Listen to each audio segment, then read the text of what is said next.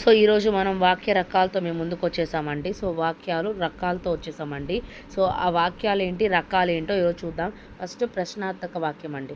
So ప్రశ్నార్థ వాక్యానికి వస్తే, so ఎప్పుడు, ఎక్కడ, ఏమిటి, ఎలా, ఎవరు అని పదాలను కానీ ప్రశ్నార్థక పదాలు అని అంటారు. సో ఈ పదాలతో స్టార్ట్ అయ్యే వాక్యాన్ని ప్రశ్నార్థక వాక్యం అంటారు. అంటే ఇక్కడ మీరు ఎగ్జాంపుల్స్ చూస్తే దాని లాస్ట్ క్వశ్చన్ మార్క్తో ఎండ్ అవ్వద్దండి. ప్రశ్నార్థక గుర్తు అది, దాంతో ఎండ్ అవ్వద్ది. సో బాబు నీ పేరేమిటి? గీత మీ ఊరేది? నీవు ఏ తరగతి చదువుతున్నావు? లత నీవు ఎక్కడికి వెళ్తున్నావు? ఆంధ్ర యూనివర్సిటీకి వెళ్ళాలంటే ఏ నెంబర్ బస్ ఎక్కాలి? మీరు ఎట్లా చదువుతున్నారు? ఇలా మొదలైనటువన్నీ. ఏం తిన్నావు? ఇవన్నీ కూడా వస్తాయండి. నెక్స్ట్ సెకండ్ వన్ ఆశ్చర్యార్థక వాక్యం. ఆశ్చర్యం అంటే సడన్ సర్ప్రైజ్. అబ్బా అమ్మో ఎంత బాగుందో, ఎక్స్క్లమేటరీ సెంటెన్స్ అంటాం కదండి ఇంగ్లీష్లో, అది. ఎంత భయమేస్తుందో వంటి పదాలను ఆశ్చర్యార్థక పదాలు అంటారు. ఈ వాక్యాల చివరి ఆశ్చర్యార్థక బిందువు అంటారు. దాన్నే మనం ఎక్స్క్లమేటరీ మార్క్ అంటాం. సో ఇలా ఉంటుంది. ఒక గీత ఒక గీత చుక్క అంటే అబ్బో పువ్వు ఎంత బాగుందో, ఆహా ఎంత బాగుందో, ఆహా ఎంత సాముందో, ఆహా ఎంత బాగుందో, అలాంటివన్నీ. అవయవాలు. సో ఇవన్నీ ఇంపార్టెంట్ అండి. అవయవాలు లింగ భేదం కానీ, వచన భేదం కానీ, విభక్తి భేదం కానీ లేని పదాలను అవయవాలు అంటారు. ఈ డెఫినేషన్ బాగా నేర్చుకోండి. సో అది సూత్రం. సో లింగ భేదం కానీ, వచన భేదం కానీ, విభక్తి భేదం కానీ లేని పదాలను అవయవాలు అంటారు. ఆహా, అయ్యా, బల, ఔరా, ఏమి, అరే, అమ్మో, గాహా ఈ భవనము ఎంత సుందరముగా ఉంది. ఈ భవనము ఎంత సుందరంగా ఉంది. ఆ విధంగా అండి. ఆ విధంగా ఔరా ఎంత పని చేశావు, అరే అలా ఎందుకు జరిగింది, అమ్మో నేను చెప్పింది విన్నావా. సో మొదలైన పదాలన్నిటికీ కలిపి ఉండేదండి. సో అవన్నీ కలిపి మన అవయవాలు అనొచ్చు. అంటే అయ్యా, ఆహా, ఔరా, బల, ఏమి, అరే, అమ్మో అనేటివన్నీ వస్తాయి. సో ఆశీర్వాదక పదాలు అంటే ఆశీర్వదించడం. దీని నుంచి మనకి ఖచ్చితంగా ఒక బిట్ వస్తుంది ఎగ్జామ్ పేపర్లో. సో అందుకనే చెప్పడం ఇంపార్టెంట్గా. సో ఆశీస్సులను తెలియజేసే వాక్యాలను ఆశీర్వాదక వాక్యాలు అంటారు. మీరు ఉత్తీర్ణులు అవుదురుగాక. సో ఇక్కడ కూడా ఎక్స్క్లమేటరీ మార్క్ ఉంది. ఎక్స్క్లమేటరీ మార్క్ ఉన్నంత మాత్రం నీవు అవుతాయని కాదు. ఇక్కడ అబ్బా, అమ్మో ఎంత బాగుంది వాటి పక్కనే ఎక్స్క్లమేటరీ మార్క్ వచ్చింది మీరు చూస్తే, అంటే ఆశ్చర్యార్థక వాక్యం. కానీ ఇక్కడ లాస్ట్ చివరన వచ్చింది మీరు చూస్తే, చివర చివర చివర చివర చివర ఒక 2 నిమిషాలు స్టార్టింగ్ వచ్చింది. అందుకని మీరు సెంటెన్స్ని చదవండి, గుర్తును గుర్తుపెట్టుకోవద్దు. మీరు ఉత్తీర్ణులు అవుదురుగాక అంటే ఆశీర్వదిస్తాం. నువ్వు ఉత్తీర్ణుడు అవుతావు. మీకు శుభం కలుగుగాక. నిండు నూరేళ్ళు వర్ధిల్లు. నీకు మంచి బుద్ధి కలుగుగాక. నాయన వర్ధిల్లు. సరోజ సద్విద్వాద ప్రాప్తిరస్తు. నీకు ఎల్లప్పుడూ శుభం కలుగుగాక. సుభాష్ నీ శ్రేయస్సు కలుగుగాక. నీకు శ్రేయస్సు కలుగుగాక. సో ఇలాగా ఆశీర్వదించడాన్ని ఆశీర్వాదక వాక్యాలు అంటారు. సో సెంటెన్స్ చేసి సరిపోద్దంట అక్కడ. అనుమతార్థక వాక్యం పర్మిషన్ ఇవ్వడం. ఒక పనిని చేయడానికి అనుమతి ఇచ్చే వాక్యాన్ని, ఇచ్చే అర్థాన్ని సూచించే వాక్యాన్ని అనుమతార్థక వాక్యం అంటారు. మీరు లోపలికి రావచ్చు. నీవు ఇంటికి వెళ్ళొచ్చు. నువ్వు సెలవు తీసుకోవచ్చు. చూయే ఉంటుంది అన్నింటికి. లేదా వచ్చు నువ్వు ఉండొచ్చు, చూ ఉండొచ్చు. రహీం నువ్వు పాఠశాలకు వెళ్ళవచ్చు. ఎల్విన్ నువ్వు పాఠశాలకు వెళ్ళవచ్చు. నీ ఇష్టం వచ్చిన చోటకి వెళ్ళవచ్చు. లోపలికి రావచ్చు, తినవచ్చు, పోవచ్చు. సో ఇక్కడ మనం చూస్తే క్రియా రకాలండి.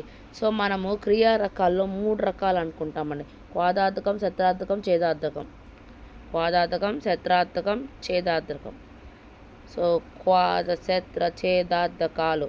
సో ఈ క్వాదార్థకం ఫస్ట్ సెకండ్ వన్ చెప్తాను. క్వాదార్థకం అంటే భూతకాలం ఏవైతే భూతకాల అసమాపక క్రియలు ఉంటాయో ఆ అసమాపక క్రియలను క్వాదార్థకం అంటారు. అంటే పూర్తి కాని క్రియను మనం అసమాపక క్రియ అంటారు. పూర్తయ్యే క్రియను అంటే రమ తింటూ ఇక్కడ తింటూ ఉంది చూసారా, ఆ తింటూయే అసమాపక క్రియ. పూర్తిగా కాల అది అసమాపక క్రియ. అలాగా భూతకాల అసమాపక క్రియను మనం క్వాదార్థకం అంటారు. అదేవిధంగా శత్రార్థకం రెండోది అంటే వర్తమాన కాలం, ప్రజెంట్. శత్రువు ఏంది శత్రువు అంటే ప్రజెంట్ శత్రువు అనుకోండి. ప్రజెంట్ టెన్స్ శత్రువు అనుకోండి. ప్రజెంట్ శత్రువు అనుకుంటే శత్రార్థకం వస్తుంది. మళ్ళీ కోదాద్రక చేదాద్రకని కన్ఫ్యూజన్ లేకుండా ఉంటుంది. కోదాద్రకం అంటే ఫిక్స్ పాస్ట్. ఛత్రార్థకం అంటే భవిష్యత్తు చెత్త అని గుర్తుపెట్టుకోండి. ఛత్రార్థకం దాన్నే హేత్రార్థకము కార్యసాధన సంబంధ వాక్యం అని కూడా అంటారు. సో ఈ శత్రార్థకానికి వస్తే వర్తమాన అసమాపక క్రియలను శ్రద్ధార్థకం అంటారు. తింటూ చేస్తూ వెళ్తూ అక్కడ ఏంటంటే తిని వెళ్ళి చేసి చూసి అట్టు. ఇక క్షేత్రార్థకం అంటే చెత్త అంటే ఏంది భవిష్యత్తు ఒక చెత్త. భవిష్యత్తు కాల అసమాపక క్రియలను క్షేత్రార్థకం అంటారు. చేస్తే వెళ్తే చూస్తే అలాంటి క్రియల్ని. అంటే క్షేత్రార్థక వాక్యాలను కార్యకరణ సంబంధ వాక్యాలు లేదా హేత్రార్థక వాక్యాలు. ఇక్కడ మనకి ఇంపార్టెంట్ ఏంటంటే వాక్యాల లెక్కల్లో హేత్వార్థక వాక్యం అని ఇచ్చేస్తారు. హేత్వార్థక వాక్యం ఏంటో మనం ఎప్పుడు దాకా చూడలేదు అని అనుకోకుండా హేత్వార్థక వాక్యం అంటే నథింగ్ బట్ ఏంటది ఛత్రార్థకం అంటే భవిష్యత్తు కాలాన్ని తెలియజేసే అసమాపక క్రియను మనం హేత్వార్థక వాక్యం అంటాం. అది మనకు గుర్తు రావాలి హేత్వార్థక వాక్యం అని చెప్పి. దాన్నే కార్యకరణ సంబంధ వాక్యం అని కూడా అంటారు. విద్యార్థక వాక్యం చేయాల్సిన పనిని తప్పనిసరిగా చేయమని తెలియజేస్తాయి. చేయాల్సిన పనిని తప్పనిసరిగా విద్యార్థకం చేయాల్సిన పని మనం ఏదైతే చేయాలో ఆ పనిని తప్పకుండా చేయాలి అని తెలియజేస్తాయి అంటండి. నువ్వు పాఠం చదువు అంటే నువ్వు చదవాలి కాబట్టి చదువు, నీ పని అది. చిత్రం గురించి వివరించండి. ఇంకా నువ్వు వెళ్ళు, నువ్వు చదువు, నువ్వు కాలేజీకి వెళ్ళు. ఇలాగా నిశ్చయార్థక వాక్యాలు నిశ్చయించుకునే వాక్యాలు నిశ్చయార్థక వాక్యాలు. ఆ వాక్యాలు ఏంది సమాచారం స్పష్టంగా ఖచ్చితంగా తెలుస్తుంది. సమాచారం స్పష్టంగా ఖచ్చితంగా తెలుస్తుంది నిశ్చయార్థక వాక్యం. ప్రతి ఆదివారం సెలవు అంటే చూడండి నిశ్చయార్థకం అది ఫిక్స్డ్. సమాచారం స్పష్టంగా ఖచ్చితంగా తెలుస్తుంది. ప్రతిరోజు సూర్యుడు తూర్పున ఉదయిస్తాడు, అతడు కలెక్టర్. సో చేయాల్సిన పనులు చెప్తే అది విద్యార్థక వాక్యం. అలా కాకుండా ఫిక్స్డ్ కాన్స్టెంట్ ఇవి మారవు అని చెప్తే నిశ్చయార్థక వాక్యం. అలాగే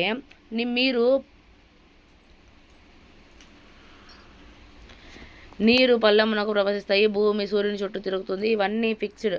సో యూనివర్సల్ ట్రూత్స్ అంటాం కదండి ఇంగ్లీష్లో. ఆ నిశ్చయార్థక వాక్యాలన్నీ ఇవి. అలాగే విద్యార్థకం మనం ఏవైతే నువ్వు చదువు ఇంకా వెళ్ళు ఇవన్నీ నిశ్చయార్థం. మనం చేయాల్సిన పని తప్పనిసరిగా చేయబడి తెలియజేస్తాయి. వాటేమంటే విద్యార్థక వాక్యాలు అంటారు. నిషేధార్థక వాక్యాలు అంటే ఇవి చెయ్యొద్దు, నిషేధించే వాక్యాలు నిషేధార్థక వాక్యాలు అని అంటారని. అతిగా సెల్ ఫోన్ ఆటలు ఆడవద్దు, బస్సులో చేతులు బయటకు పెట్టరాదు, అల్లరి చెయ్యకండి, బైక్ నడుపుతూ ఫోన్ మాట్లాడరాదు, మద్యపానం చేయరాదు. సో కొన్ని ప్రాక్టీస్ బిట్స్ చూద్దామండి. ఆల్రెడీ టిక్కులు కొట్టేసి ఉన్నా బట్ చూద్దాం. కింది వానిలో ప్రశ్నార్థక పదం కానిది. ప్రశ్నార్థకం ఆహా అంటే అది వేరుగా మారిపోద్ది కదండి. కింది వానిలో ప్రశ్నార్థక పదంను గుర్తించండి. రవి బడికి వెళ్ళాడు, ఆహా ఎంత బాగుందో. గీత మీ ఊరేంది. ప్రశ్నార్థకం క్వశ్చన్ మార్క్ ఉండాలి. ఇవన్నీ మనం పెట్టేస్తామండి. అదండి ఇక్కడ 11th క్వశ్చన్ మీరు చూస్తే వర్తమాన కాల అసమాపక క్రియ అన్నారు. అది తిని చూడండి. ఈ తిని వచ్చి ఏంటి కోదార్థకం అంటే పాస్ట్. చేస్తే ఇదేంటి ఛత్రార్థకం. తింటూ చూస్తూ ఇది వర్తమానం. వెళ్ళి ఇది వెళ్ళి కోదార్థకం. ఇదండి వెళ్ళి తిని. ఈ కింది వాళ్ళలో కార్య సంబంధ వాక్యాలు ఏ వాక్యాన్ని అంటాం మనం ఛత్రార్థకం. చూసారా బిట్. కింది వాళ్ళలో వర్తమాన కాల అసమాపక్రియ ఎట్లా ఆడతారు ఛత్రార్థకం. కింది వాటిలో నిశ్చయార్థక వాక్యాలు అంట.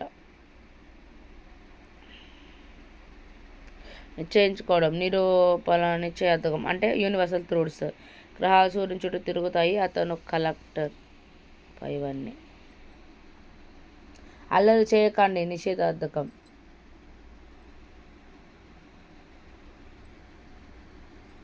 ఇదండి అనుమతార్థకం చూ చూ చూ వస్తున్నా ఇక్కడ చూ రాల, అందుకని ఇది అనుమతించే అర్థక వాక్యం. సో అక్కడ అది రాసుకోండి. వీటిని దాటిపోదు మీకు వాక్యాల రకాల్లో ఆ 8 రకాలని. సో మీరు ఆ స్క్రీన్ అక్కడ ఆపి రాసుకోండి, అవి చాలా ఇంపార్టెంట్ అండి, అందుకని చెప్పాను. నెక్స్ట్ మనం వ్యతిరేక పదాలకు వద్దామండి. సో 4th క్లాస్ నుంచి ఉన్న కొన్ని వ్యతిరేక పదాలను తీసుకున్నాను నేను. సో వెళ్ళు, వచ్చు, రా, రండి, సంతోషం, దుఃఖం, బాధ, దక్షిణం, ఉత్తరం, లోపల, బయట, ఎత్తు, పల్లం, లోతు, పొడవు, పొట్టి, ఉదయించు, అస్తమించు, ముందు, వెనక, కావాలి, వద్దు, మంచి, చెడు, తింటూ, తినడు, అదృష్టం, దురదృష్టం, వెలుగు, చీకటి, అపకారం, ఉపకారం, ధర్మం, అధర్మం, సత్యం, అసత్యం, మర్యాద, అమర్యాద, సమాజం, అసమాజం, విద్య, అవిద్య, పుణ్యం, పాపం, సద్గుణం, దుర్గుణం, న్యాయం, అన్యాయం, సుఖం, దుఃఖం, ఇంకొకటి ఉందండి సామాన్యం, అసామాన్యం. చాలా వరకు ఆతోనే స్టార్ట్ అయ్యి కొంచెం చూసుకోండి. విద్య, అవిద్య, ఇక్కడ ఇంపార్టెంట్. విద్య, అవిద్య, మర్యాద, మర్యాద ఒకైతే, సహజం, అసహజం, అంటే న్యాచురల్, అన్యాచురల్. అంటే మనకి చాలా వరకు తెలుసు, చిన్న చిన్నవే ఇవి 4th 5th, కానీ కొంచెం తెలుగు డిఫికల్ట్గా ఫీల్ అయ్యే వాళ్ళు రాసుకోండి బెస్ట్. తెలుగు డిఫికల్ట్గా ఫీల్ అయ్యే వాళ్ళు కూడా ఉంటారా అని మీకు క్వశ్చన్ డౌట్ రావచ్చండి. ఉంటారండి. సో నాన్ మ్యాథ్స్ వాళ్ళలో నాన్ తెలుగు వాళ్ళు కూడా ఉంటారండి. పొడుపు కథలు అండి. పొడుపు కథల నుంచి ఒక బిట్ ఖచ్చితంగా వస్తుంది. 7th క్లాస్ టెక్స్ట్ బుక్ వెనకాల పొడుపు కథలు ఉన్నాయి, వాటిలోంచి చూసుకోండి. చాలా ఇంపార్టెంట్ అండి పొడుపు కథలు. సో నేనైతే 7th 3rd 8thలో ఉన్న లెసన్లోంచి కూడా ఉన్నట్టువి తీసుకున్నానండి. సో ఇక్కడ పున్నమికి పూత, అమావాస్యకు ఆరగింపు, తేనె పట్టు. పున్నమికి పూత, అవును పున్నమికి అంతా పూత పెట్టేస్తుంది, అమావాస్యకి ఏముండదు, మళ్ళీ అదే తినేస్తుంది, మళ్ళీ పున్నమికి పెడుతుంది. అందుకే పున్నమికి పూత, అమావాస్యకి ఆరగింపు, తేనె పట్టు. ఊరంతా ఒకటే దుప్పటి, ఆకాశం. ఇది నాకు టెట్లో వచ్చిన బిట్ అండి. నేను ఫస్ట్ టైం టెట్లో రాసినప్పుడు వచ్చిన బిట్. ఊరంతా ఒకటే దుప్పటి. కోడి కాని కోడి, పకోడి, ఇవి అసలు ఇవ్వడు, కానీ మనకి తెలుసుకొని ఉండాలి. కాయ కాని కాయ, తలకాయ, ఎండకాయ. ఇచ్చిన వాళ్ళకి కూడా ఉన్నారేమో. జీవికి పుట్టింది కానీ చలనం లేదు, గుడ్డు. జీవికి పుట్టింది కానీ చలనం లేదు. నిద్రలో కూడా కళ్ళు మూయనిది, చేప. చేప అసలు కళ్ళు మూయదండి. నీవే వాటికి కనేవాటికి బెత్తడు దూరం, వినేవాటికి కనేవాటికి, అంటే చూసేవాటికి వినేవాటికి బెత్తడు దూరం. కళ్ళు, చెవులు. మా ఊరేడు మీ ఊరికి పోదు, మీ ఊరేడు మా ఊరికి రాడు. ఏంటది? చెట్టు. అంటే అక్కడి నుంచి ఇక్కడికి, ఇక్కడి నుంచి ఇక్కడికి రాదు కదండి. ఇంట్లో కాలి, ఒంట్లో కాలి, ఆకలి, రోకలి, వాకలి, రోకలి అన్నారు. సో ఆకలి, వాకలి. నల్లటి పొడవల్లా పుట్టింది, పరరాజు కళ్ళల్లో పడింది, అరచేత పట్టానికి వచ్చింది, గోరింత పట్టాన చచ్చింది. పేను అంటే నల్లటి పొదవల్ల పుట్టింది. నల్లటి పొదల్లో ఉంటుంది, మన తల నల్లటి పొదల్లా ఉంటుంది కదండి, అది. 7 అన్నదమ్ములు మేం, విడివిడిగా ఉంటే చూడగలరు, విడివిడిగా ఉంటే చెప్పగలరు, కలిసి ఉంటే చెప్పలేరు. ఇంద్రధనస్సు, ఇంద్రధనస్సు. కొనేటప్పుడు నల్లగా, తినేటప్పుడు నేరేడు పండు. అవునండి. పారేసేటప్పుడు తెల్లగా, నేరేడు పండు. నెక్స్ట్, ఉరుమురు మెరుపులు లేకుండా, వానలు వరదలు లేకుండా, ఉత్తరాల చెరువ ఉరికేటి కొబ్బరికాయ. మనం దానిలో అసలు పోయిబెళ్ళ, అందుకని. చూస్తే చూపులు, నవ్వితే నవ్వులు, గుద్దితే గుద్దులు. అర్థం. చెట్టున పుట్టిన రంగి, రాతిన పుట్టిన రంగి, తీగన పుట్టిన తిమ్మి, బావ నోట్లో వసంతి, తాంబూలం. గోడ మీద బొమ్మ, గొలుసుల బొమ్మ, వచ్చే పోయే వారికి వడ్డించు బొమ్మ, తేలు. శిలవృక్షం తలబూటున చెలువలు, మురుగున గుడి. ఇది గుర్తుపెట్టుకోండి, ఎందుకంటే నేను వంకరగా ఉంది కాబట్టి మనం పద్యం అనుకోని మనం పెట్టం, అందుకని గుర్తుపెట్టుకోండి. చెలువల ముగ్గురుని గుడి, చిడిముడి పడుచున్ దళవాలిట రమిందురు, సలలిముగా దీని నెరు వరుసలు సలరే. దీని సున్నం అండి, నేను కొంచెం చదవలేకపోయాను. సో సున్నం, ఆకు, వక్క. తెల్లటి భూమిలో నల్లటి విత్తనాలు, చేత్తో నోరు చల్లుతారు, అది మనకు తెలుసు. కాగితంలోని అక్షరాలు. కిటకిట తలుపులు కిటార తలుపులు ఎప్పుడు తెరిచిన చప్పుడు కావు కండ్రెప్పలు కళ్ళు. అడవిలో పుట్టింది అడవిలో పెరిగింది మా ఇంటికి వచ్చింది తైతక్కలాడింది మజ్జిగ కవ్వం. ముక్కున పైనము నడుచును పక్కన నోరుండు గాని పారన సేయము ప్రక్కన వేసిన. ఇది కూడా కొంచెం డిఫికల్ట్గా ఉంది, బాగా నేర్చుకోండి. ముక్కువతో దీన్ని గెలియమును అంటే ముక్కుతో దాన్ని గెలవగలరండి. అది ఏంటి అని అన్నప్పుడు గుర్తుపెట్టుకోండి, బొంగరం అని చెప్పి. కాలు రెండు గలవు గాని మనిషిగాడు నోరు గలిగి ఎందటి వారిని సరుచ్చు గాలిమేసి లెస్సగారు రామోయము దీని భావమేమి తిమ్మలెస సైకిలో. కాలు రెండు గలవు అనగానే గుర్తుపెట్టుకో, 2 కాళ్ళు గలవు అని అంటే సైకిలు. వీటిని దాటిపోదండి, వీటిని దాటి బిట్టుపోదు కాబట్టి గుర్తుపెట్టుకోవచ్చు అంటే గుర్తుపెట్టుకోవచ్చు. అవుట్ ఆఫ్ రాదు, మనకు 7th క్లాస్ టెక్స్ట్ బుక్లో వెనకాల ఉన్నట్టువే వస్తాయి కాబట్టి అవే ఇవ్వండి. అందుకని కాలు రెండు గలవు అంటే సైకిల్ గుర్తుపెట్టుకోండి. అలాగే ముక్కుతో దీన్ని గెలవగలము, దాన్ని ముక్కుతోనే కదండి బొంగరము ఇలా ఉంటుంది, అలాగా ఇలా టాప్ లాగా ఒకటి వచ్చి బొంగరము అంతేనా అండి, ఇలాగ సారీ ఇలా వచ్చేసి ఉంటుంది బొంగరం. ఇది ఇట్లా బొంగరం ఆ ముక్కుతోనే కదండి మనం గెలవగలం, ముక్కుతో గెలవగలం అంటే బొంగరం. ఇంకోటి ఏంది ఆకు ఒక్క ఇందాక అనుకున్నాం, అదేంటది ఇది శిలవృక్షం తలబుట్టున అది. నెక్స్ట్ ఇక్కడండి ఇప్పుడు 8th క్లాస్ చూద్దామండి. రాత్రి పెరిగే కానీ మెత్తగా ఉంటుంది, దంతకర పెరిగే దంచలేదు, చక్కిల ములగు పచ్చి పట్టుంటుంది, రైలు బండిలాగా ప్రాకుతుంది. ఏంటది రోకలి బండ రైలు బండిలా పాకుతుందంటండి. సో రైలు బండిలాగా మన కింద వేస్తే రైలు బండిలాగా జుర్రు నిలిపేది ఏంటి అంటే రోకలి బండ. అట్లా గుర్తుపెట్టుకోండి అండి, రోకలి బండ రైలు బండిలాగా పాకుతుంది. ఏంటంటే రోకలి బండ. కన్నులు 3 గలవు అది టెంకాయ అండి, ఎందుకంటే టెంకాయకి మనం వెనక్కి తిప్పి చూస్తే 2-3 కళ్ళు ఉంటాయండి, అందుకని.